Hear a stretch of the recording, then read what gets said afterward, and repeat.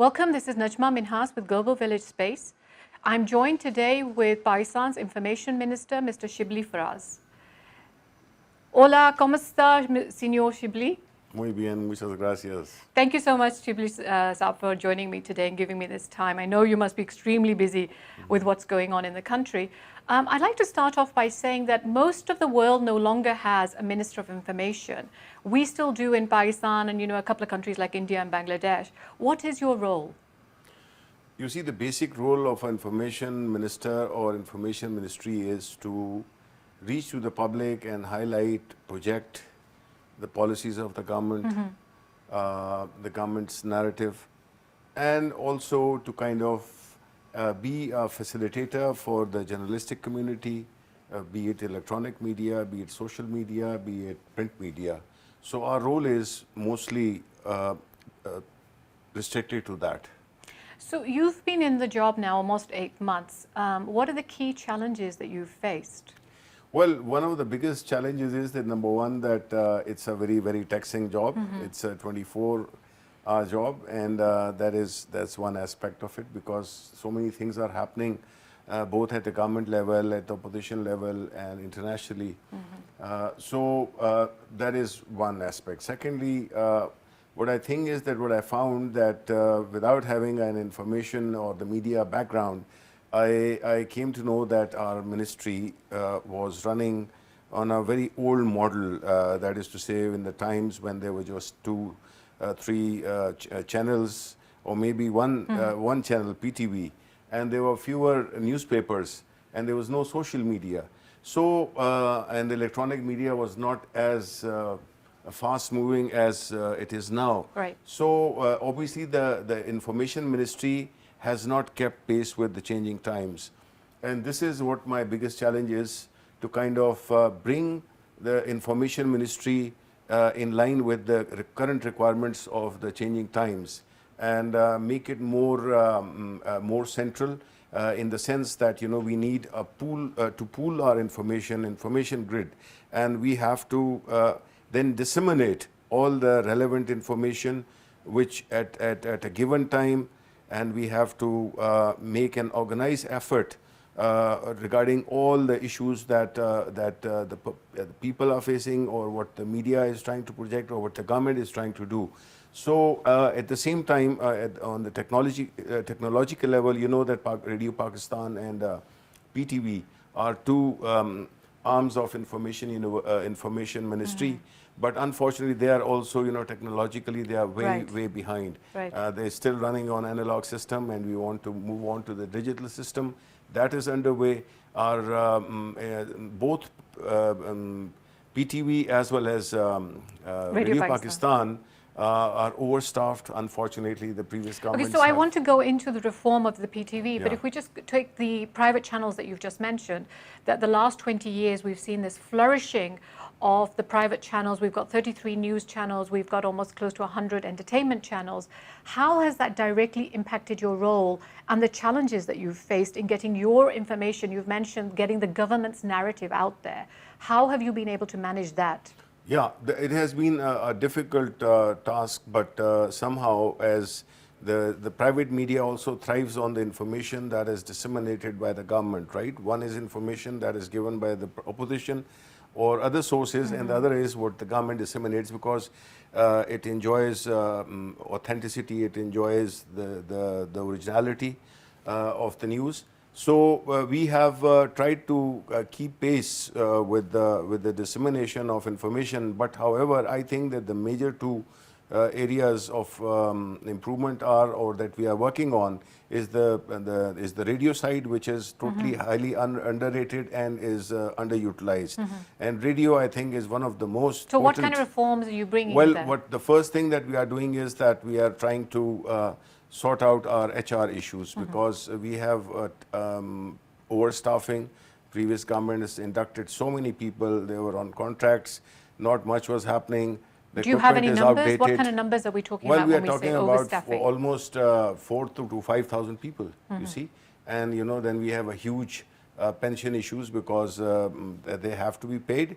And secondly, the technology. The technology is outdated, the transmitters, etc. And the paradigm that they are working in, that needs to be changed. So we are working very hard as to how to first bring the technology, reduce the number of people involved, and give it a more specialized and a more focused a projection, as far as the government of Pakistan's narrative is concerned. When you're saying a focused projection, what is it that you have in mind? Well, I say that, it should be a very specific, genuine, authentic information. Right. Are you suggesting it wasn't before, that PTV was giving out No, disinformation PTV, on PTV government's work? has been kind of a relic of the past. You see, their management, their way of addressing things, their programs, their formats, and their technology, it's all outdated. So it's a huge challenge, but I'm really relishing that moment when we will be bringing PTV as one of the best channels, and in fact, it will be a very intimidating experience for the private channels. What timeline have you set for that? Well, I think that in the next 6 months, we should be kind of getting very near to our goal. So you're saying you're going to change the staff, you're going to change the technology, you're going to update the technology, and this is what's going to enable PTV to compete with all the private channels. Exactly. But isn't the biggest issue right now, has been for many years for Pakistan, that the issue that PTV had was that it was not able to say anything except the government's point of view? What are you going to do about that? No, there are two issues. One is that when we talk of the HR, the human resource, I think that they were mostly, again, politically appointees. What we are planning to do is we plan to put professional people, fewer people, but professional people, people who specialize in their respective fields. Now, once we achieve that, then, we plan to kind of entertain all sorts of news. It's like our manifesto says that, we want PTV to be on BBC model, you see. So that itself will give it a lot of, because, when the government is financing, when government is owning a particular organization, then, it becomes but natural, that the management or whatever, they tend to kind of give more space to the government than to the opposition. So we plan to make it more egalitarian. Are you going to set up a board of directors or something to manage it? Yes, we are putting in very, very professional, known people who have a lot of credibility and have the understanding of media and this TV business. So your government's been in power now almost 2 years, and you've highlighted the work you want to do on PTV. What are the other major changes that you may have implemented already in your ministry? Look, we are obviously on the legislative side. We are first trying to protect the journalist.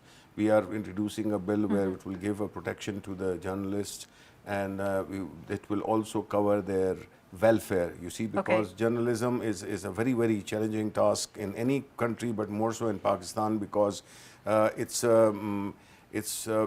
high paying only to those, who achieve prominence. But by and large, the rank and file, they always struggle on the financial side.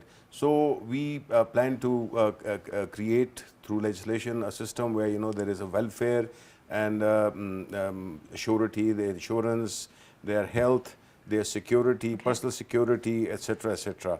On the other side, we are also trying to make this Pakistan television, apart from this, our main challenge on the other side, as far as the core ministry is concerned, is that, we want to change the way information ministry looks at the world. We want to increase the outreach of information ministry. We want information ministry not looking inside but looking outside. It must have an international presence. It must be part of the value chain of the information world, and must be Pakistan's narrative must be heard outside. And in order to achieve that, obviously, both on the technological side as well as on the content side, we have organized a very, very professional team, and I think that we are going to roll out our strategic communication cell, which is going to be a very premier wing. Is that going to be separate to the external wing you already have? Yes, which it is deals going with to be. this? It's actually going to be a wing which basically is a premier wing which coordinates, but at the same time it manages the information. Is this going to be a strategic think tank type of wing, or is this going It to be has PTV? bit of everything. No, Okay. it is just not PTV. It is Internationally. basically local and international wing. We have tried to bring the two together, and we will be special people would be managing the outside world, and there will be special people who would be working inside, within Pakistan. Now, another thing that we are trying to do is that, normally it is the government which is telling people as to what the government is doing. But we also want to make it a two-way communication. We want the people to be telling us their stories. It should be their voice should also be built in our narrative and what they expect, what they think. How are you going to enable that? We are going to create mechanisms, and we are obviously, once it's in place, you will see it on the screen, you will see it in the papers, you will see it as to how I want to pick up your what the difference is. Your external wing and the external narrative you mentioned, because as the majority of people would say in Pakistan, and I am a diaspora Pakistani, Pakistan has a very weak narrative. Right, externally. Exactly. It has a very negative narrative. Yeah. And one thing, especially the diaspora talks about, which is harming Pakistan's branding, is you're not doing enough on that front. You have this external wing, you have media attaches in every single embassy across the world. You have around 100 plus embassies, yet we're not seeing enough happening on the branding part of it. Now, what is it that specifically that your government is thinking that you can actually improve this? How you see, can improve it? these are systemic issues which we are obviously trying to address. Information Ministry, as I said, a very laid-back kind of a ministry, and the staff and the officers, with due respect to all those who are sitting around me. But the fact is that, they have not been given the due importance that they deserve. So first thing is that, you have the right people for the right job. If there are wings of the Information Ministry, if they are not doing what they are meant for, so it means that, they have to be kind of changed. They have to be changed in terms of the staff, in terms of the mechanisms. Is actually, depends on the leadership. What the Prime Minister wants, and what is the vision that he gives to the Information Minister who puts it in place. So we understand that, that unfortunately Pakistan has, despite having so many success stories, having so many good things to talk about, we have not been, including the COVID, for example. Yes. Like, this is an international success. Yes. This is by no means a minor achievement. So we need to give our tourism industry what we have the best places, one of the best places in the world to show people. So, like Pakistan has unfortunately not been be it the external wing, be it our embassies, they have not done what they are paid for. So, and that is a matter of great concern, but at the same time, I am at least very, very particular about it, that people who are there, if they are not doing their job, especially for the country, so that's not going to be How tolerated. easy, though, is it to remove labor in government jobs? I mean, we know that you try to do this with Pakistan Steel. It's not the easiest thing. But leave that aside for a second. You are a Spanish speaker yourself, Yeah. right? And you understand the importance of knowing another knowledge.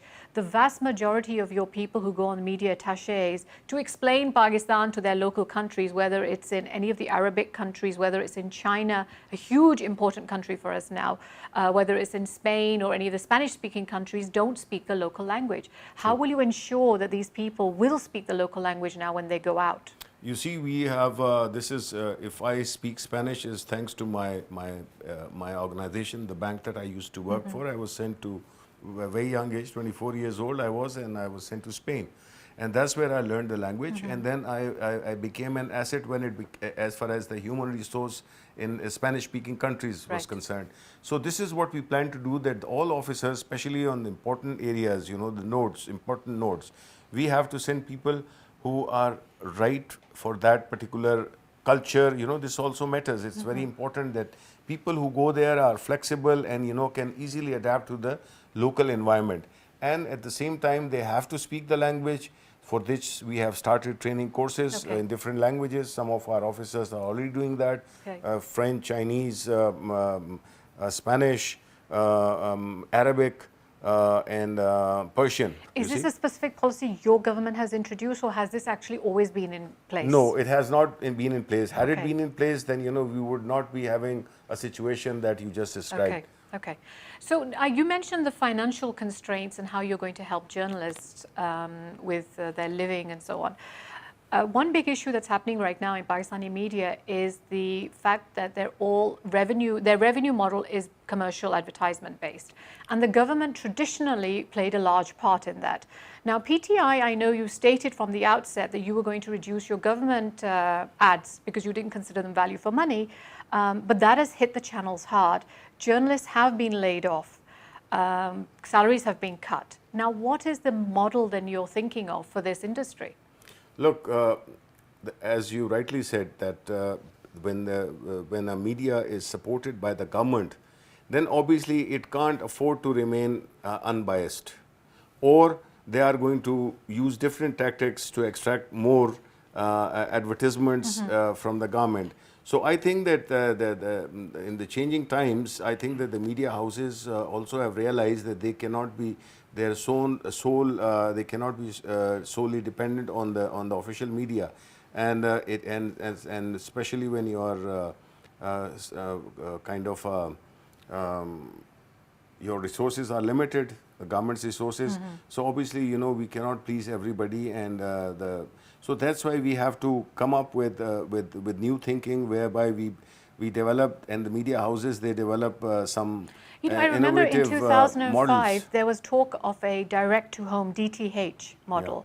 Yeah. We haven't subsequently heard about that. That enabled media to be directly paid for its content. Now, is that something that you've been thinking about or playing with, that idea? Yes, it has little bit complications, and I think that technologically also, I think that DTH is probably now not the thing. So we are looking at it, though we have issued a license, 3 licenses. One has already been given, but somehow they're due to certain, we also have had problem that, people at the high level, especially in the government, they have had conflict of interest, and, they have been trying to push things in a certain way. So when that hits, that has hit snags. So I think that... Is this in the current government you're talking about? No. I'm talking of the previous government, because this was DTH was the idea was launched in 2005 launched, and has been working since then. A couple of years ago. Yeah. But I think that media also has to come up with their own models, because what has happened is that based on the government advertisements, they hired staff, they hired premises, etc., and their model was not financially very independent, like not very competitive that way. So I think that we also have to kind of come up with ideas where we can both accommodate each other and yet retain independence. So I'd like to come to the elephant in the room, which is social media. Social media companies like Google, Facebook, YouTube, these are trillion-dollar companies, and they are now becoming the main agenda setting and narrative shaping all across the world. How is that impacting your ministry? Yes, it's a big challenge. It's not only a challenge for us, but it's a challenge for many governments around the world. And obviously those who are owning it, they have the power to play with the information that they have. Now, in Pakistan, like we have a certain cultural setting, we have a certain the religious segment of the society, like they are all part of this country, right. Part of the mosaic. So, we can't say that, we don't care about them. We will not follow anybody. We should actually not follow, let's say, other countries, you see. We have our own realities. We have our own ways of doing things.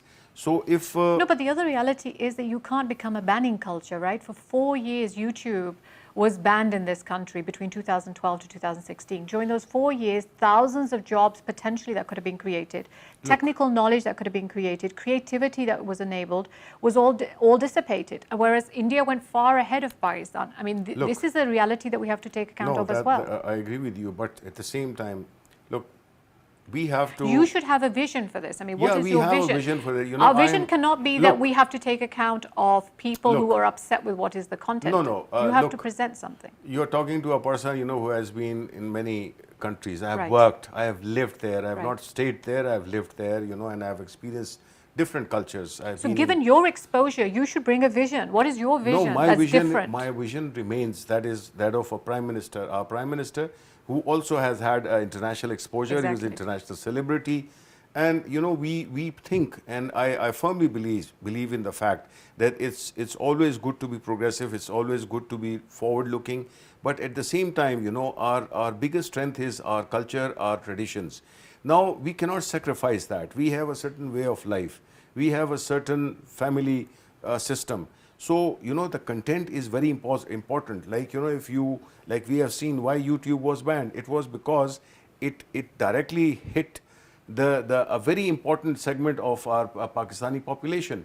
So people are very touchy about. But this was one program, so we have to make a policy to account for that. No, exactly. We just don't believe in banning. We want to create a system whereby we can stop that content which is against our cultural norms, against our religion, against our societal So values. how far are you along that line of creating that system? Yes, you know, again, the technology comes in.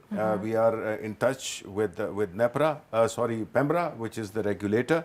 And in fact, last week also I had a meeting with them, and we are trying to, look, we don't want to project an image where we are seen as people, you know, who believe in banning things, who believe in stopping things. No, we just, again, this is a matter of like how you express yourself, or how you tell the world that these are issues. We have not been able to tell probably our side of story, whereby the images that, you know, we just believe in blocking, we just believe in banning.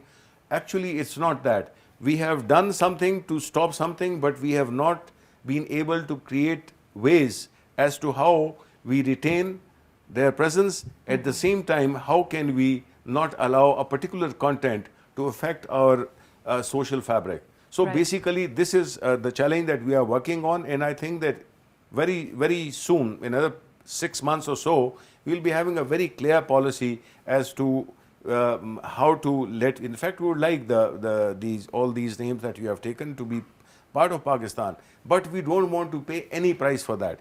We don't want to sacrifice our cultural values, our systems, our belief system, etc., etc. We are going to guard that. So is there any move to bringing the headquarters of these social media giants into Pakistan? Where are we on that? We would love to have them, but I must add here that, you know, we have seen that there are different benchmarks or kind of methods or double standards, if I may, used in the international community, like, for example, you know, like on issues on relating to Holocaust, issues related to Zionism, etc. You know, so there is a very strict implementation. We would like, for us, our religion, increasingly our holy for Kashmir as well, and Kashmir, yes, of course.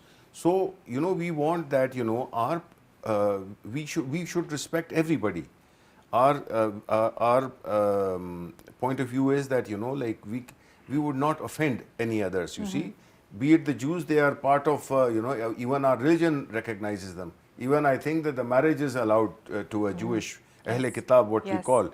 So we are not a very discriminatory society, but we also react in the way, because if somebody tries to put you down, or your culture, your history, your religion says something against it, so obviously people are sensitive. But isn't the solution bringing the headquarters of these social media giants to Pakistan? Isn't this a solution? No, this is not a solution, but we are saying that, you know, if they can have their offices, we would welcome to have them. Okay. Because, you know, we will have the kind of it's foreign investment. It's always good to have international companies which have a global footprint. Right. So we would welcome them. But what I'm saying is that it is also very important to agree on the rules of the game. Okay. And if that is done, and it's done very professionally in a very clear manner, so I think that everybody can come, and YouTube or any, we would like to have them.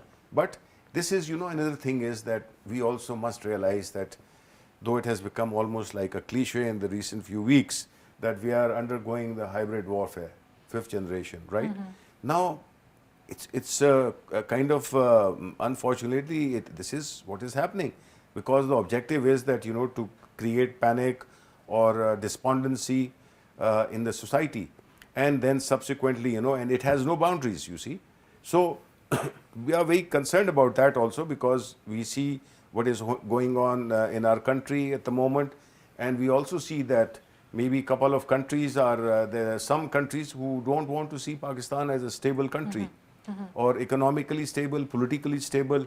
Right. So and they would fan ethnic or religious rights. So we have to be, we have to guard ourselves. And that is our problem. That we have had a neighbor, a belligerent neighbor. We have Afghanistan on the other side, where 20 or 40 years of the guerrilla warfare and terrorism.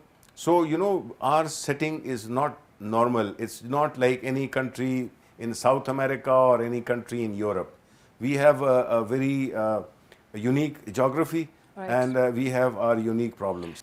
Shibli Sahab, how do you address the concerns that the US ambassador designated for Pakistan, William Todd, mentioned in his confirmation hearing, that there are a lot of restrictions on the media in Pakistan?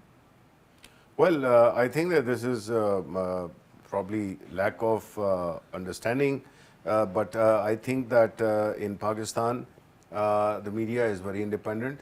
You can see that people abusing us, abusing the government, newspapers writing against the government, and everybody is free.